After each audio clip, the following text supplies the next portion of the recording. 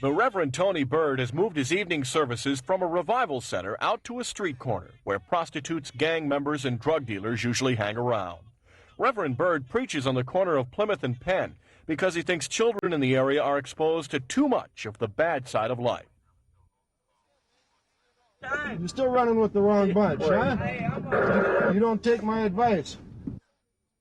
Sergeant John Brodeen has just cornered 2 gang members that ran from him earlier in the evening. A known gang leader is released, but his cousin is arrested on an outstanding warrant.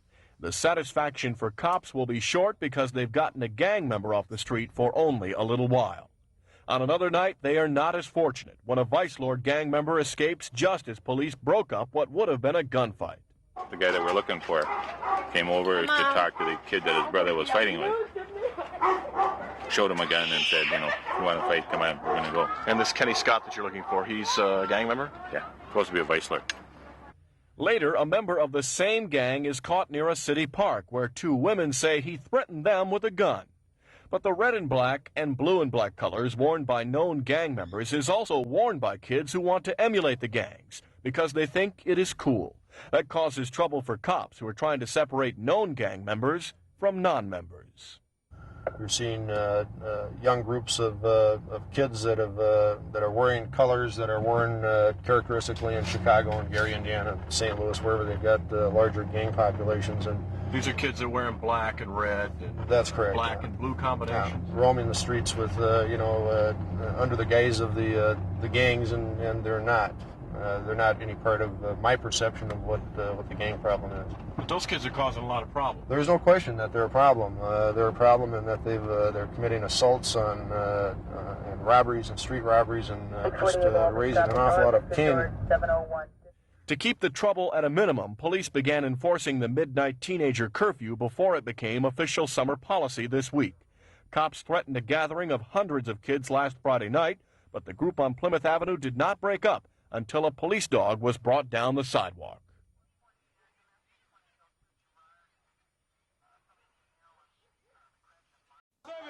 This is Pat Milan. The Minneapolis gang problem has its roots in Chicago. 2 of the 3 known gangs operating in Minneapolis were put together by Chicago gang leaders. Minneapolis, there are gangs here.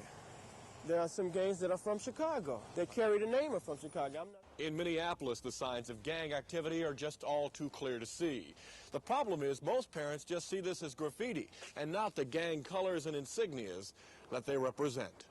It's just not crazy people with spray cans running around making odd signs on walls.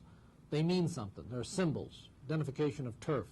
The symbols on the walls of buildings in North and South Minneapolis show that at least 2 of the gangs have been able to prosper on the same turf. It just seems as if the first gang came in and just put up their symbol. But the coexistence that is written across the alleys of Minneapolis could turn to symbols of war very soon. The weekend murder of Christine Kreitz, a member of the Disciple gang, has the Disciples, Blood, and Vice Lord gangs all in very bad moods. The disciples are being accused for committing a murder, and it could be Blood or could be some Vice Lords. Names may drop up and say, well, they were involved. And what could happen now that everybody's pointing fingers? They're trying to prove something to each other, and then they can get really upset. More violence? Could be, yeah. As a former gang member who survived 2 brushes with death on Chicago's South Side, Steve Floyd is spending time in Minneapolis high schools, meeting with kids and talking to gang members.